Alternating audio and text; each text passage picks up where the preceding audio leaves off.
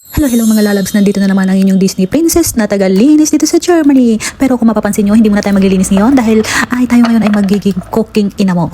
Cooking series tayo mga besh. So kung makikita nyo, nag-iwa-hiwa ako ng mga anik-anik dyan. Nahuhulaan nyo na ba kung ano yung lulutuin ko?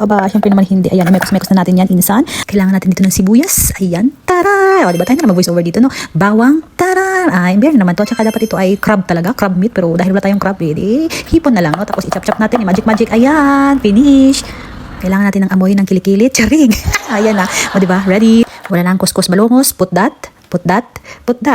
Instead na mantika, gumamit ako ng butter. Kung wala naman kayong butter, pwede namang mantika. Okay? Put that. Yeah. Sibuyas lang yan mga besh. Tapos ilagay na natin ang bawang.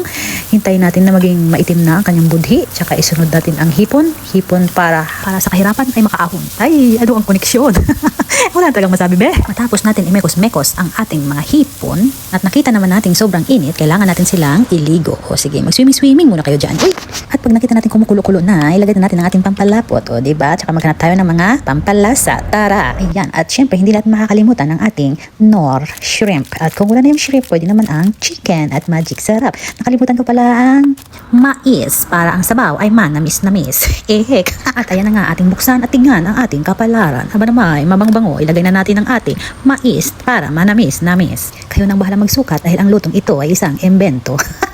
At ating pakuluan saglit. At pagkatapos naman ay ating ilagay ang ating pampalasa na bawang Knoblauch dito sa Germany. Asin na Himalayan para sosyal ang datingan. Lagyan natin ng umiilaw-ilaw na black pepper. Dahil gusto yan ni Mister na may papindot-pindot pa at pag minalas ka, boom, sabog, nagligo na sa sabaw. Huwag kalimutan ang ating chicken para may ibang lasa maliban sa hipon. At dahil ito ay isang invento, itabi nyo at ako nang bahala magtimpla nito. At gusto ko pa talaga dagdagan ng fish oil o sa atin ay tinatawag siyang patis. At may amoy ito na hindi ka nais-nais pero masarap naman. O tara na at tayo babalik na dito sa ating niluluto na kumukulo-kulo at lagyan na natin ng patis. 1, 2, 3 patak. Okay na iyan. At imikos-mekos mga insan. Nakikita nyo ba na umusok-usok na ang ating niluluto at saka ang bango-bango na. Tikman na natin kung ito ay may lasa na o matabang-tabang pa. Aba naman. At ayan nga, tinikman na natin. Abay, parang okay na din siya. Tingnan nyo ba? Ayan, ilagay na natin dyan ang ating carrots na mapula-pula. Ay, hindi pala. Orange pala iyan. Baka mabash na naman tayo ng ating mga perfect na mga followers. At tapos, ilagay na natin ang ating pampalapo. At nagtunaw lang ako ng tawag dyan ba? Nakalimutan ko na. Cornstarch lang pala, mga 3 kutsara. Ang nangyari sa boses natin, oy. At pagkatapos niya, nilagay na natin at takpan ulit para magpakulo-kulo na naman ba? O, diba? Shala.